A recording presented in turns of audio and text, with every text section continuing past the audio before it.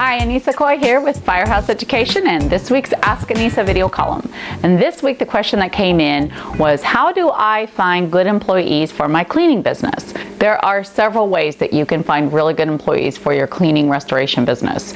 And I'm going to mostly speak to the fire side of things, but this also works when you're looking for, the flux of labor that we need when we get into a lot of mitigation, water losses, that sort of thing as well.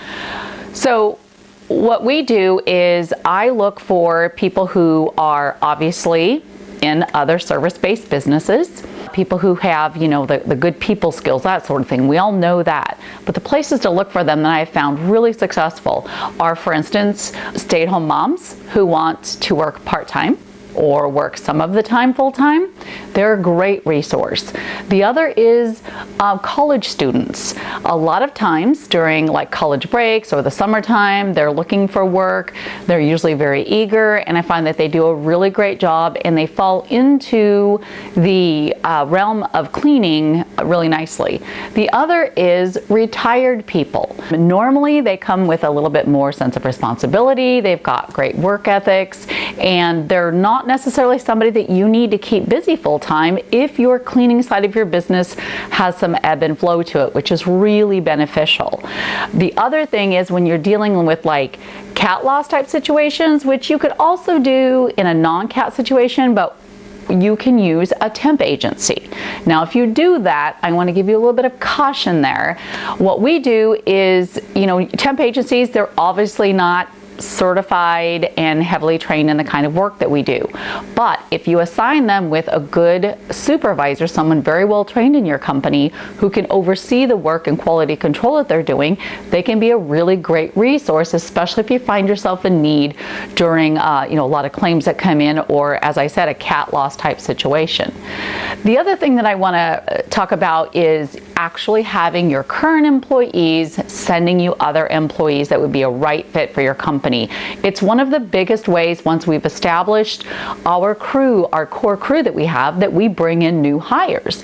We get our current staff members to refer friends, family, or people that they know that are looking for work that they feel would be a good right fit. Now, what's really important for this type of a scenario to be successful is for you to have a really good company culture in your business. Employees that are buying into your mission statement and the goals that you have, not only for your company, but for your team and your clients as well. So, the employees that are really bought in, the good ones that you have on your current staff, they're not going to want to bring people in or recommend them that if they're not going to be a right fit.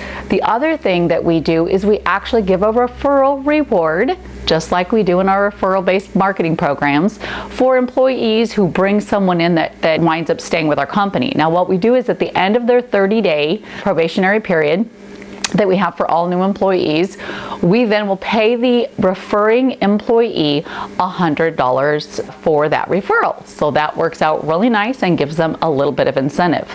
Now, finding employees for your cleaning business is obviously only one part of the equation.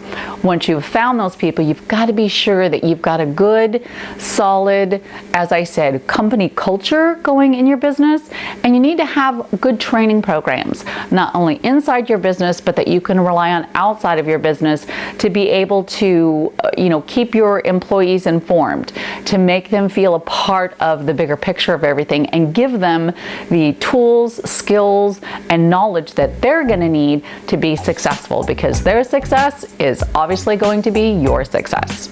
All right, well, I hope you found that video valuable and that answered your question. Please be sure to send me more, Anissa@firehouseeducation.com, and I just might answer your question on next week's Ask Anissa video column.